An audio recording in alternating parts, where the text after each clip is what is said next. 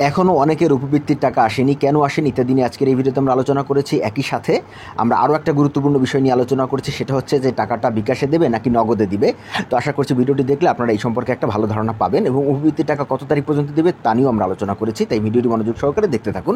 আমরা শিক্ষা নিয়ে নানা গুরুত্বপূর্ণ ভিডিও পাবলিশ করে থাকি, সেই ভিডিওগুলো যাতে মিস না হয় তাই এখনই আমাদের চ্যানেলটি সাবস্ক্রাইব করে রাখুন। এছাড়াও আমাদের রয়েছে ষষ্ঠ থেকে দশম শ্রেণীর একাডেমিক গ্রুপ, আমাদের রয়েছে ম্যাথ একাডেমি, যে একাডেমির মাধ্যমে আপনি আমাদের কাছ থেকে যে কোনো অঙ্কের সমাধান করে নিতে পারবেন। এর জন্য টাকা পয়সা কিছু দেওয়া লাগবে না। আপনারা শুধু ম্যাথ একাডেমিতে যুক্ত হয়ে আমার এই ভিডিও ডিসক্রিপশনে এবং প্রথম কমেন্টে দেওয়া হোয়াটসঅ্যাপের লিঙ্কে ক্লিক করে আমাদেরকে ম্যাথের সমস্যাগুলো আপনারা জানান। এছাড়াও বিজ্ঞানের সমস্যা, ইংরেজির সমস্যাগুলো আমাদেরকে জানান, আমরা সমাধান দেওয়ার চেষ্টা করব ইনশাল্লাহ। তো চলুন প্রথমে আমরা দেখি যে উপবৃত্তির টাকাটা আসলে নগদে দিবে নাকি ব্যাঙ্ক অ্যাকাউন্টে দিবে নাকি বিকাশে দিবে। এই যেখান থেকে স্পষ্ট লেখা আছে, প্রধানমন্ত্রীর শিক্ষা সহায়তা ট্রাস্টের আওতাধীন সমন্বিত উপবৃত্তি কর্মসূচি ষষ্ঠ থেকে দ্বাদশ ও সমমান শ্রেণীর উপবৃত্তিপ্রাপ্ত শিক্ষার্থীদের অনলাইন ব্যাংকিং হিসাব এবং নগদ অ্যাকাউন্ট ব্যতীত, তার মানে ব্যাংক হিসেবে পাবেন অনলাইনে, যে ব্যাংকগুলো অনলাইন করা সেই ব্যাংকের অ্যাকাউন্টগুলোতে পাবেন, এবং এখন সব ব্যাংকে অ্যাকাউন্ট নগদ আমাদের অনলাইন করা, এবং নগদ অ্যাকাউন্টেও কিন্তু পাবেন। এছাড়া অন্যান্য যে মোবাইল ব্যাংকিং সেবাসমূহ রয়েছে, যেমন বিকাশ বা আমাদের ডাচ বাংলা ব্যাংকের রকেট, এগুলো যে রয়েছে সেগুলোকে কিন্তু নগদে রূপান্তর করার জন্য আমাদের একটা নোটিশ দিয়েছিল। তার মানে আমরা বুঝতে পেরেছি যে বিকাশে বা অন্যান্য কোনো যে আমাদের মোবাইল ব্যাংকিং সিস্টেম আছে সেখানে কিন্তু টাকা পয়সা নাও আসতে পারে, কিন্তু আসবেই না সেটা আমি বলতে পারছি না, কিন্তু নাও আসতে পারে এটা কিন্তু আমি বলতে পারছি, যেহেতু এখানে নগদকে অন্যান্য সব সেবাগুলোকে নগদে রূপান্তর করার কথা বলা হয়েছে।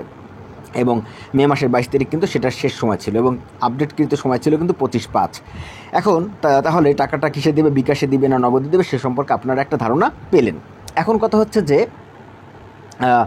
আমাদের যদি বিকাশে টাকা না আসে সেক্ষেত্রে কী করব। সেক্ষেত্রে অবশ্যই আমাদের শিক্ষা প্রতিষ্ঠানে যোগাযোগ করতে হবে, এবং সেখান থেকে আমাদের অবশ্যই স্যারদের কাছ থেকে একটা পরামর্শ নিতে হবে যে আমরা এখন কী করব। আর আরেকটা কথা হচ্ছে, আপনার যে নাম্বার দিয়ে বিকাশ খুলেছেন সেই নাম্বারে আপনি দ্রুত নগদ খুলে ফেলুন, কারণ এখনও কিন্তু অনেকেই টাকা পায়নি। ফলে আপনার যদি নগদ না থাকে আপনি নগদ খুলে ফেলুন, এবং অবশ্যই নগদ খোলার সময় আপনার বাবা অথবা মায়ের ভোটার আইডি কার্ড দিয়ে খুলবেন, কারণ যখন আপনি উপবৃত্তির জন্য আবেদন করেছেন তখন কিন্তু বাবা মায়ের ভোটার আইডি কার্ড দিয়ে আপনি খুলেছেন। সুতরাং বাবা মায়ের ভোটার আইডি কার্ড ছাড়া যদি আপনার বড় ভাই বা মামা, চাচা, খালু, ফুপার দিয়ে ভোটার আইডি কার্ড দিয়ে নগদ আপনি খুলে ফেলেন, সেক্ষেত্রে কিন্তু আপনি আর কোনো টাকা পাবেন না। জটিলতার সৃষ্টি, টাকা পাবেন না ঠিক না, টাকা পাবেন কিন্তু জটিলতার সৃষ্টি হবে। সেই জটিলতা এড়াতে অবশ্যই বাবা অথবা মায়ের এনআইডি কার্ড দিয়ে নগদ অ্যাকাউন্ট খুলবেন। আশা করি বুঝতে পেরেছেন। এবারে টাকা কতদিন পর্যন্ত, টাকা এখনও পাননি, এখন কবে পাবেন? টাকা পাবেন আগামী জুলাই মাসের 15 তারিখ পর্যন্ত টাকা দেওয়া হবে, এরকম বিশ্বস্ত সূত্রে আমরা জানতে পেরেছি। ফলে যাদের এখনও টাকা আসেনি দুশ্চিন্তা করার কিছু নাই, আপনারা শিক্ষা প্রতিষ্ঠানে চলে যান। শিক্ষা প্রতিষ্ঠানে গিয়ে আপনার শিক্ষকের সাথে যোগাযোগ করুন। আপনি যে উপবৃত্তি পেয়েছেন কিনা এই জন্য কিন্তু একটা উপবৃত্তির লিস্ট এসেছে, সেই লিস্টে আপনার নাম আছে কিনা সেটি আপনি দেখুন। যদি লিস্টে নাম থাকে তাহলে অবশ্যই ইনশাল্লাহ আপনি টাকা পেয়ে যাবেন, এবং সেজন্য আপনার অ্যাকাউন্টটাকে নগদ অ্যাকাউন্টে রূপান্তর করে ফেলুন। এই ছিল আজকে ভিডিওটি ভালো লাগলে অবশ্যই লাইক করবেন, আমাদের চ্যানেলটি সাবস্ক্রাইব করে আমাদের সাথেই থাকবেন। আল্লাহ হাফেজ।